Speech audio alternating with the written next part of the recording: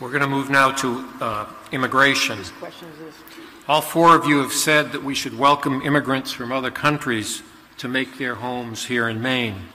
Should the state pay for English classes, housing, health care, food, or any other services for newcomers if they are not able to provide those things for themselves? Short answer is yes, and here's why. 100 years ago, my grandfather drove over the mountains from Quebec behind a horse in a buggy to take a job in central Maine. And he faced at that time, as did Franco-Americans all across the state, massive KKK demonstrations on the bridges in Lewiston, Auburn, Waterville, Winslow, all across the state, saying to those people, and to Italians, and to Irish people, the Papists, as the KKK called them, saying all of the nasty things we've heard in the last 8 years said about immigrants.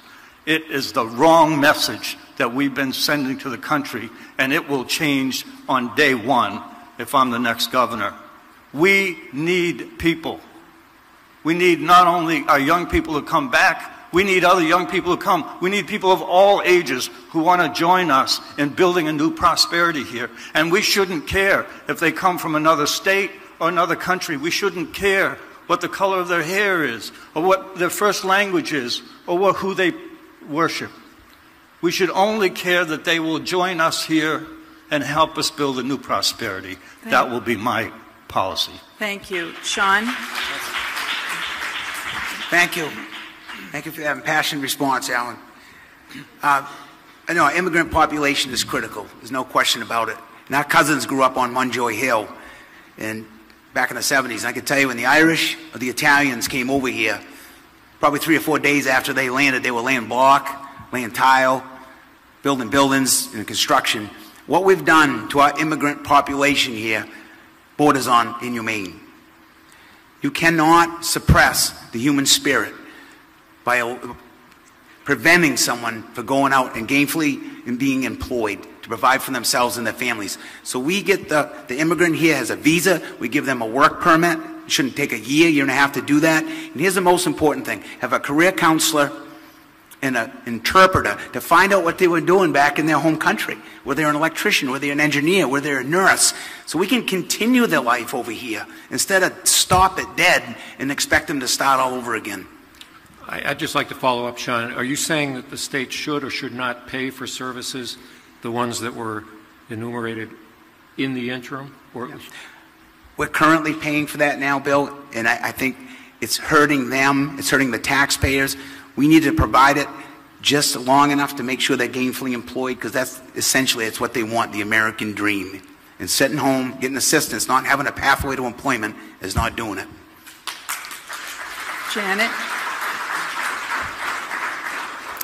Thank you. Look, when it comes to refugees and people seeking asylum in this country, I fully support their ability to get a path to citizenship as promptly as possible. But, you know, Shawn is right. It's taking an awful long time. It's actually taking more than 2 years for people to get work visas. I believe in providing opportunity.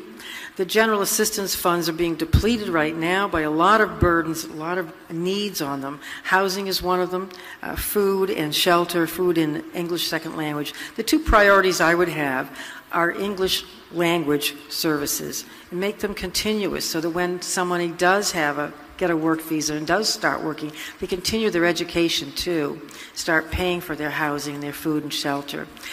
I learned that about 40% of the new Mainers in Portland area alone have bachelor's degrees or better. There's no reason why we shouldn't be able to put them to work as soon as possible. We need them in our workforce, as Alan has pointed out. As for housing and immediate shelter, those are absolute immediate needs, and the state should help out. We should support the immigrant welcome centers, the immigrant resource centers, to help them find housing in local communities. Thank you. And Terry? How many of you, just by a show of hands, have an acquaintance or met someone who's here as an asylum seeker? How many of you? Thank you very much. I want you to think about what it took for those folks who may have left Somalia or the Congo, and brought their families to a foreign country. They often don't speak the language well. These are some of the best educated people from their homeland. They come here with degrees and with credentials. They oftentimes are challenged because our language is not native to them, and they struggle around that. Immigrants have saved Maine's economy multiple times in our history. And frankly, if we don't welcome them and help support them until our government lets them support themselves, then it's to our detriment. And it's the government that's preventing these folks from working. These are some of the most capable, most resourceful people, and we are preventing them from working. And I don't mean the state, the federal government is. And of course, we should care for them to the extent that they need until we allow them to earn their own way. Thank you.